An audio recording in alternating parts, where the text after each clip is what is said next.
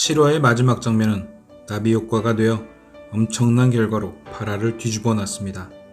파라를 보는 내내 혼돈의 카오스 그 자체였지만 당연히 16회차로 시간적 여유가 적은 드라마이기에 원작의 느낌은 살리면서 내용은 달라질 수 있는 걸 계속 경험해왔죠. 하지만 원작 안에서 약간의 틀만 바꾸는 정도였는데 이번 파라는 처음부터 끝까지 원작과는 틀린 완벽한 반전 그 자체였습니다.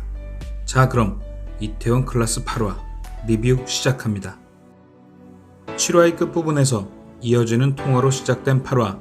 이제 건물은 장대희의 농간으로 밝혀졌고 지금 몽둥이질 하는 거냐는 세로이의 물음. 아주 그냥 작정하고 야비하기로 한 건지 할 말이 있지 않냐며 찾아오라고 합니다. 얄팍한 몽둥이질이라며 격하게 대응하지만 세로이도 데미지는 있는 듯 보였습니다. 통화가 끝나고 건물 농간이 장 회장의 지시란 걸 알게 된 단밤 식구들.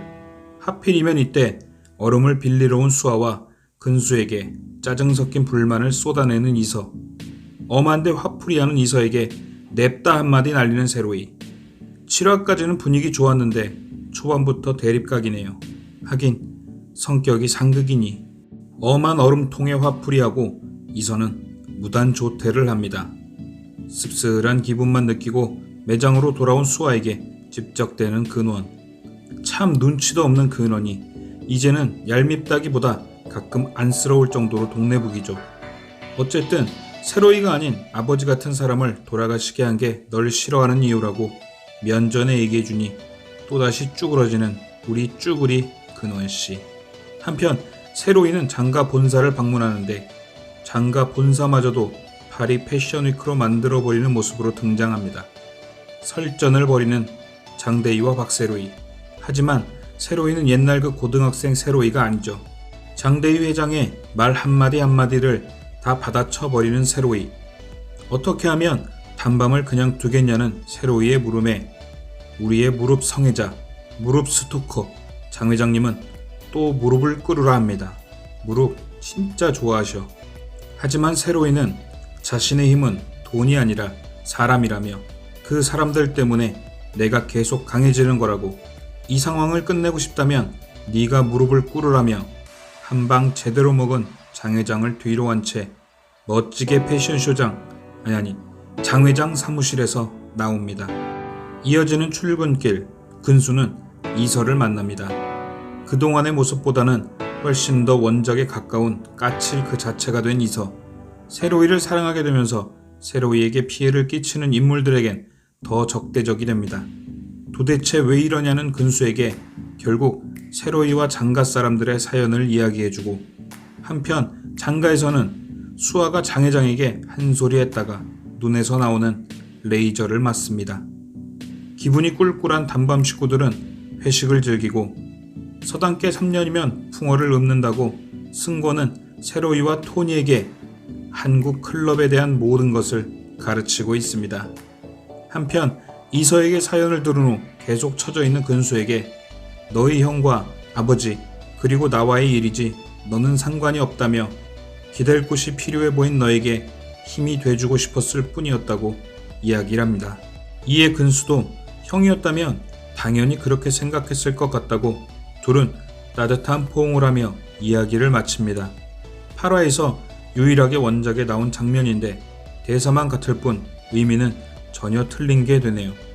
그때 단밤 식구들은 클럽에 도착하는데 토니는 아프리카인 출입금지인 클럽에 한국 사람임을 주장하지만 결국 쫓겨납니다. 이때 이서는 또 한 번 소시오패스 같은 모습을 보여주며 토니에게 상처를 주고, 그런 모습에 세로이는 고함을 지릅니다. 오늘 세로이의 포인트는 고함이네요. 다음날 아침 클럽에 쓰여진 인종차별 낙서를 보고 벙찐 단밤 식구들, 과연 누가 그랬을지.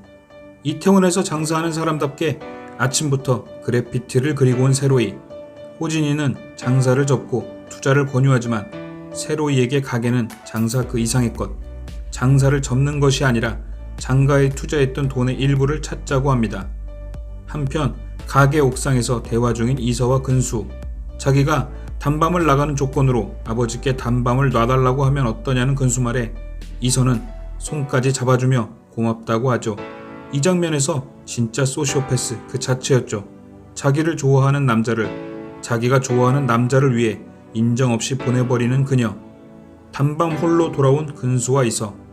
머뭇거리는 근수를 대신해 할 말이 있어 한다며 등을 떠미는데 근수는 마지못해 단밤을 그만둔다고 이야기하고 이서는 그 이유에 대해서 설명을 하고 그런 이서에게 또 한 번 고함을 치며 명찰을 뜯어버리는데 7화에서 언제 달달했냐는 듯하게 파라 내내 타오르는 이서로이. 알바 하나 쫓아내면 다 끝날 걸 얼마나 손해봐야 하냐며 근수를 면전에 두고 계속 막말을 내뱉는 이서. 진짜 원작 조유서가 뛰쳐나온 줄 알았네요. 그래도 사람이 우선이라는 세로이. 그렇죠. 세로이에게 사람은 그냥 사람이 아니니까요.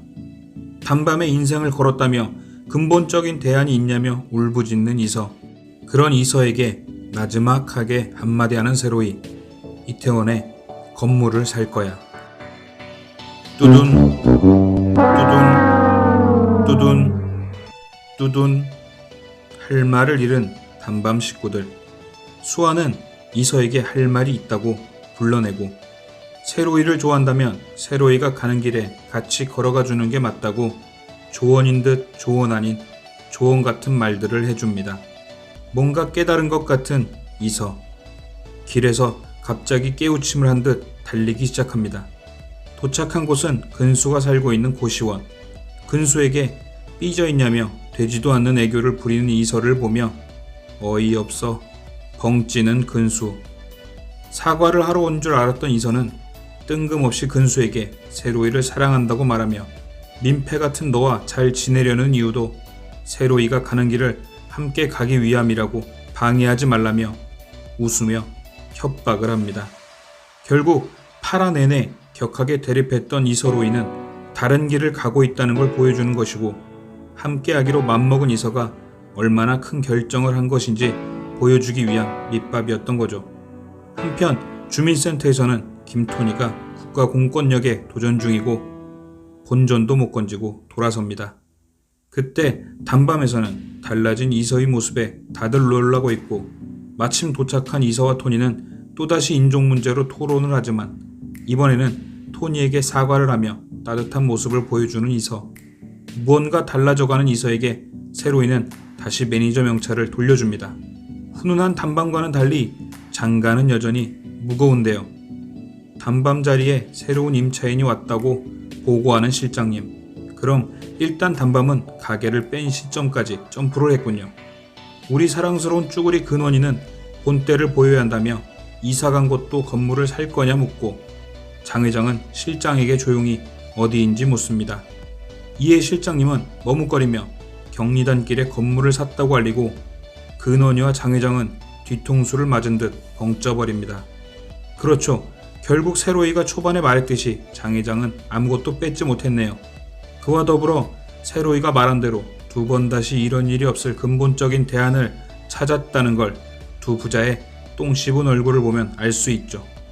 그렇게 단밤은 새로운 자리를 찾게 되고 즐겁게 인테리어를 하고 즐기고 있는 이들 앞에 웬 할머니 한 분이 다가와 왜 이 자리를 샀냐며 핀잔을 주고 명함 한 장을 줍니다.